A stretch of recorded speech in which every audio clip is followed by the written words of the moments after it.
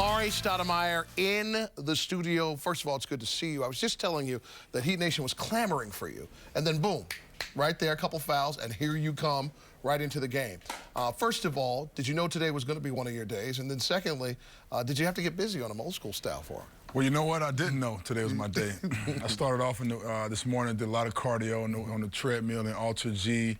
Then before the game, I did a total body lift. I mean, I got after it. So I was already tired and beat before the game, thinking I was just going to, rest up. When Coach called my name, then I was able to go. That's why I always say, if you stay ready, you don't have to get ready. I heard that. The most important thing that we've heard from both of you and Coach Spoelstra is that, first of all, you guys are on the same page. But if there was a philosophy to talk about the plan of how he's using you and your contentment with it, what's the best way to describe it? Well, I think right now it's kind of like a secret weapon, the way I look at it. I keep myself in top shape. I make sure I stay my cardiovascular above par. And so whenever Coach Spoelstra feel like he needs me out there, then I'm ready to go. It's been a little while since I've told the people the wonderful story about the Stoudemire family nickname.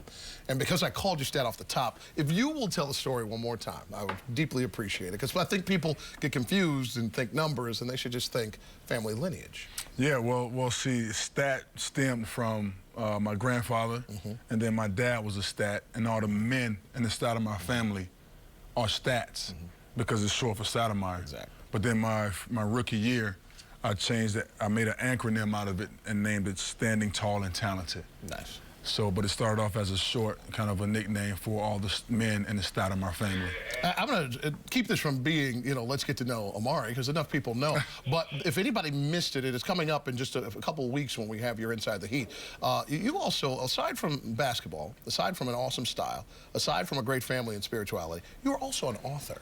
If people have a holiday desire to give your books, what would they be looking for if they were running around Amazon or anywhere else? Yeah. I mean, you're right. The books that I wrote were targeting young boys from the age of 8 to 12, and it's called Stat. And there's a 4-series book that goes out with that, and it kind of covers a little bit of kind of an anti-bullying and how you deal with that, even being a young athlete.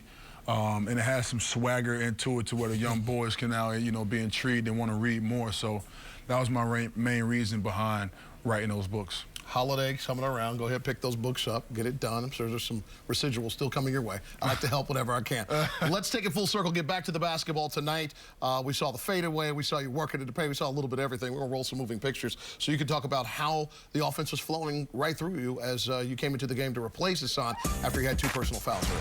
Yeah, I just want to get going early. I mean, the guys do a great job of finding me out there in the basketball court. And the more I stay aggressive, the better my game becomes. Being a team player, always staying ready when your number's called is very important for me.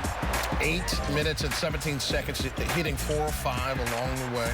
Nice and perfect at the free throw line, on the way to 10 points. And as we take a look at it all in the first quarter, I'm sure you're ready to go if you were called upon again. But that was critical at that point in the game because I know everything kind of works early on to see exactly what Hassan can give. And at that point, he had to sit one. Yeah, Hassan's playing weight this year. I mean, he's doing a phenomenal job on the defensive end, blocking shots. And every time he blocks a shot, we always say, another one.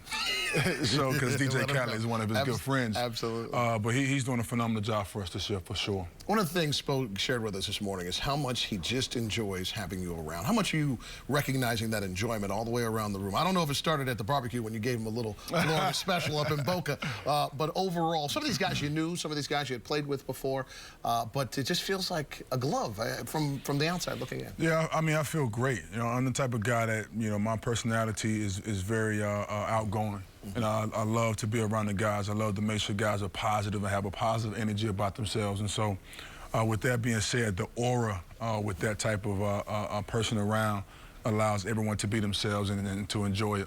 Bring that aura back here to the Biscayne Bayside studio anytime. My man. Without a doubt. Amar'e Stoudemire with us here. Give that man a hand, people. You're a studio audience. You recognize he's about to go. Nice. I'm happy to help. I'm happy to help anytime.